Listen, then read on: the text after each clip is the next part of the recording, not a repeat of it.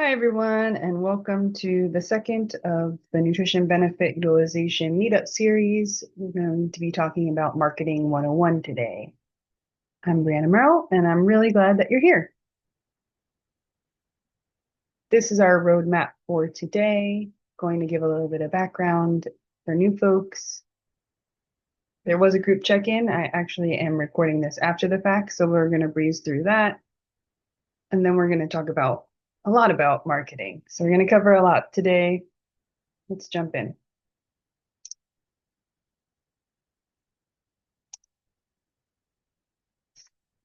Some background, MarketLink is a nationally recognized USD awarded grant program. We help farmers and markets expand their customer base through SNAP. We've been doing that since 2013. Originally created in response to a USD grant opportunity known as the SNAP Equipment Grant for Farmers and Farmers Markets. MarketLink program was created by the National Association of Farmers Market Nutrition Programs.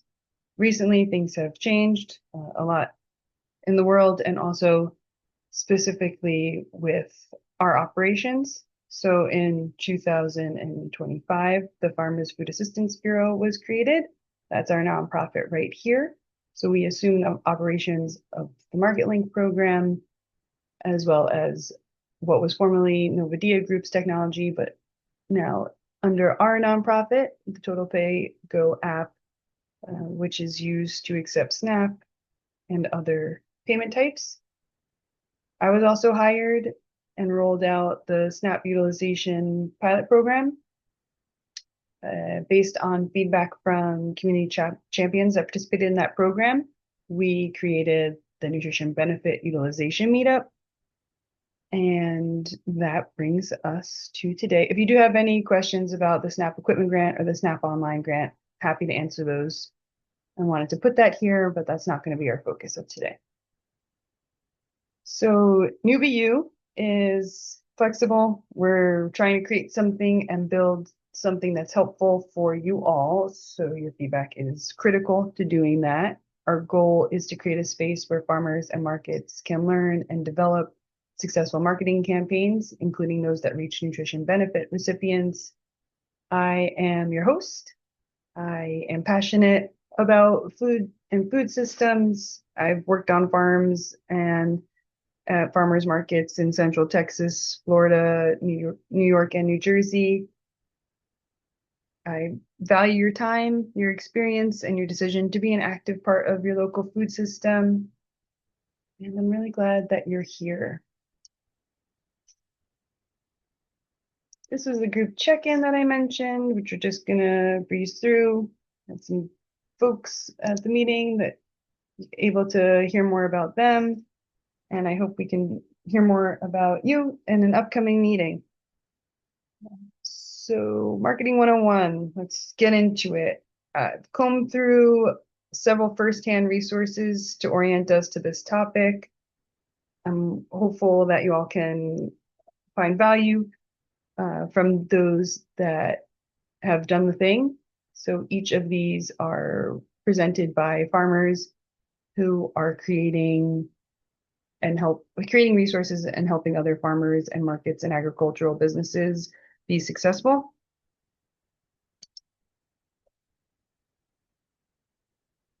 Briefly wanted to go over the difference between marketing plan and marketing campaign, as well as point out that these experienced folks do recommend having a marketing plan and a business plan. They found value in getting these elements down on paper and recommend that you do too. So I want to pass along those words of wisdom. But basically, a marketing plan is going to be your overarching, longer term, how you're going to be reaching customers and generating revenue, whereas the marketing campaign is smaller in scope and specific to a goal. It's going to be more of a holiday marketing campaign, and the messaging and platform that you use to execute that campaign, where a marketing plan is going to be a longer term, maybe a year long plan that includes marketing research, a budget, and a target audience.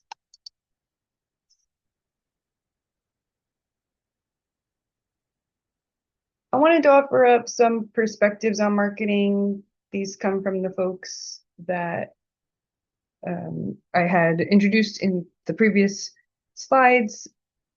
There was a common theme of shifting your perspective to marketing. I think a lot of us got into farming because maybe we didn't want to be interacting with people all the time, and kind of shifting your perspective on marketing from, selling yourself or you're trying to sell your business, and shifting a little bit might be helpful. So here we go. One perspective shift was to view marketing as giving to others, as an opportunity to help others, to share stories, recipes, physical samples. And that's based on the idea that feelings drive actions. And when you can make people feel good, you can create goodwill within your community, that you're going to have a more effective marketing strategy, marketing plan. The second was from Ginger in her marketing campaign, Start Small to Grow Tall presentation. And she talks about solutions to a problem. So in this graph, which I found helpful for this exercise in reframing, is 5 different types of customers and kind of how they relate to your solution to a problem. So in the example, and she encourages you to think about what are you selling? You're selling a solution to a problem. So in her example, she has a farmer who sells eggs, and their product, the eggs, is a solution to a parent's need to give their child a healthy, protein-rich, healthy, a quick breakfast. So I thought that might be a helpful way for you to be moving forward and thinking about your marketing plan.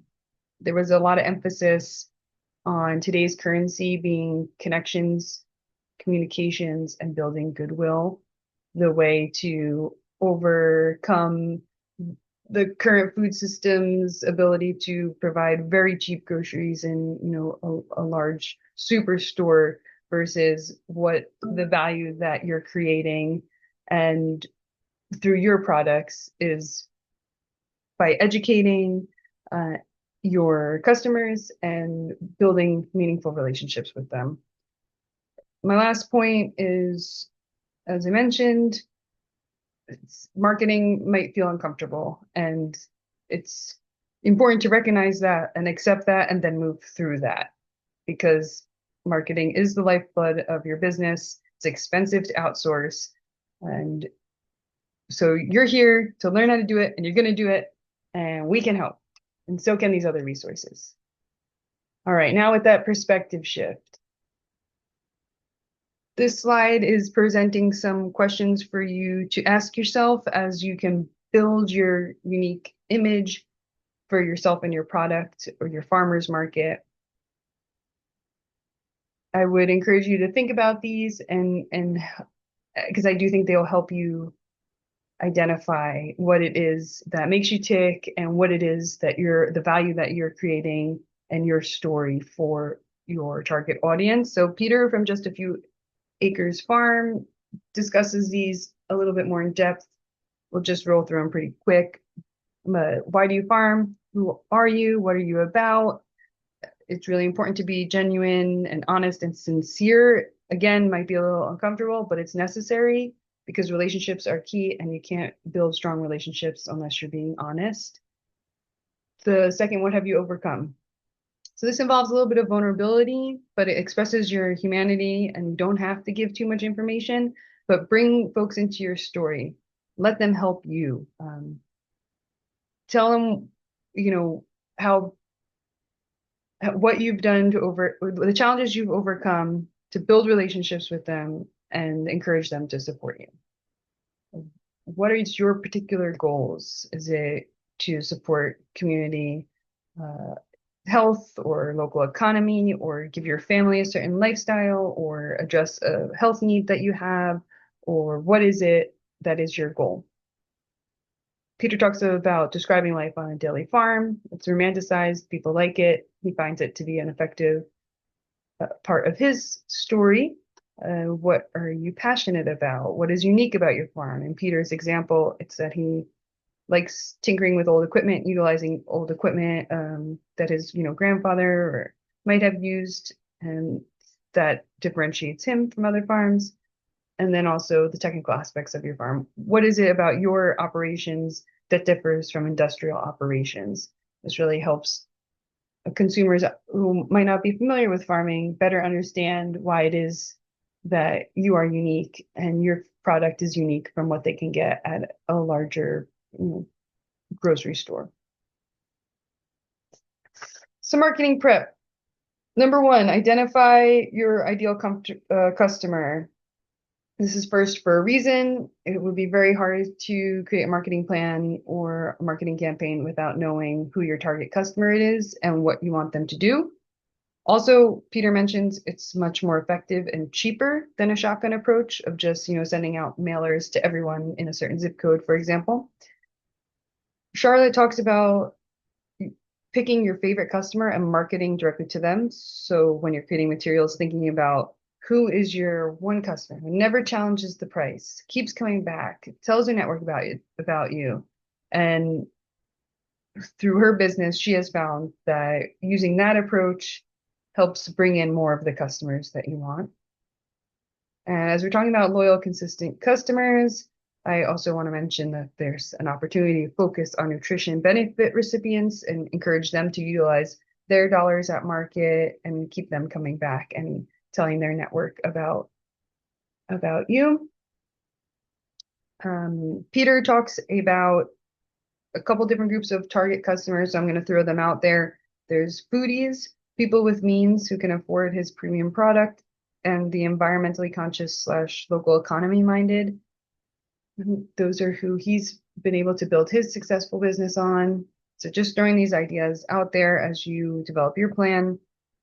Second, this one came up a lot, and I want to put it on your radar to have an email capture strategy and to start that sooner than later. So it can be as simple as a clipboard with an email sign up at market or at your farm stand. It could also be one of the free email capturing services for your online audience. We can talk more about those, but to have an email capture strategy seems to be a very critical way to stay in touch and keep building those relationships with customers.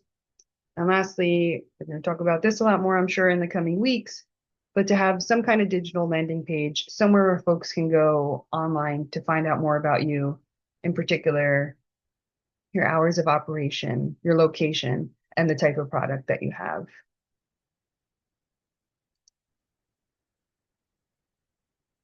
Marketing strategies.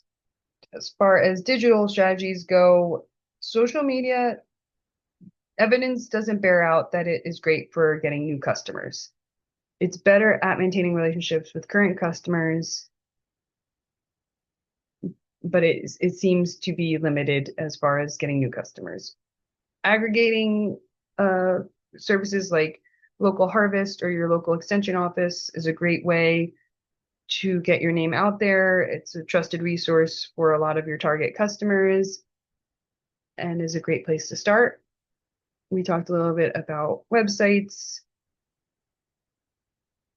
And as far as email marketing or newsletters, it's recommended that you're connecting with your current customers at least once a month, keeping them up to date on things that are going on, promotions that might be happening, giving them recipes or whatever. Print media, expensive, but there are opportunities to get it for free. We were successful last year in getting some free print media coverage for farmers markets that we worked with. So might be worth it to see if that's an opportunity, if there's an opportunity there to feature about yourself in print media. Peter did get a bunch of free media coverage too, so you want to throw it out there, but probably expensive and less effective if you're going to be paying.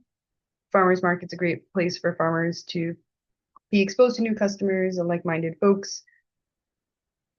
Charlotte and Ginger both talk about giveaways and promotions, whether they be samples or Ginger has a loyalty program. It's a simple punchable card. When people spend $200, they get 10% off. She's found this to be helpful, particularly with seniors. And lastly, it was mentioned that if you're a small CSA, for example, having handwritten thank you notes could be a great way to continue building relationships and have a personal touch. Marketing campaigns. This is kind of a summary slide, as well as just to consider this. When you're designing a marketing campaign, it's helpful to set a parameter for the campaign so that you can measure the results and evaluate the effectiveness. And then this is a slide from Charlotte's presentation, Farm Marketing and Marketing Strategies for Beginning Farmers.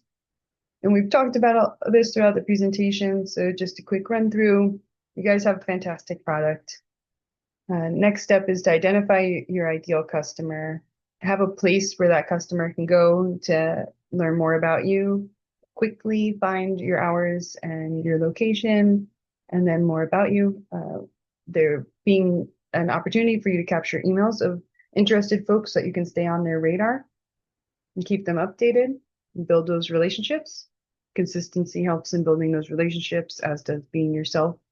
And of course, thinking about selling your product as a solution to their problem and being responsive to what their needs are, and focusing on what you can give to continue to build those relationships and that trust.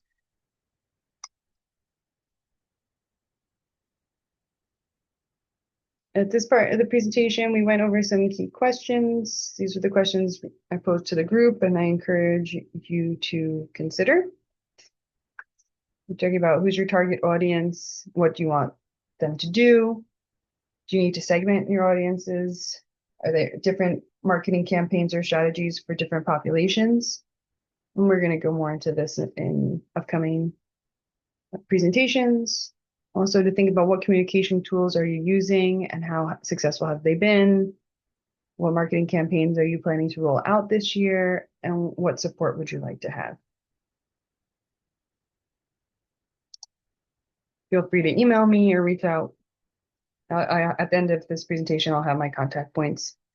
This is when we did some peer learning about discussing those things, and this is our look ahead. So in February, we have a digital marketing campaign 101 coming up on the 24th, also on the 26th, in collaboration with the North American Food Systems Network. Kim Hines is doing a micro course called Marketing Farmers Markets. It's a 2-hour credentialed course. It's evidence-based. It will take place from 12 to 2 p.m. That's Eastern time. We have another section of it going. It's already full. This one is capped at 15. If you want to participate, feel free to bring your lunch and sit in on that. You can treat it as a lunch and learn. Let me know if you're interested in attending. There will be a registration link also sent out. And then just generally, I want to say if any of these topics are of particular interest to you or you have comments about them, let me know. If you have ideas of other topics, we have several to be determined dates. Happy to accommodate those requests. Currently no programming in July or August, as it will be the height of the season in the north, which is northern centric. So folks in Texas or down south want to do meetings, then let me know. I'm happy to. And yeah, that's it for the presentation. These are my contact points. Please don't hesitate to reach out. I'm really glad that you made it this far in the presentation and appreciate any feedback you have. I hope you have a great day and stay well. Have a good one.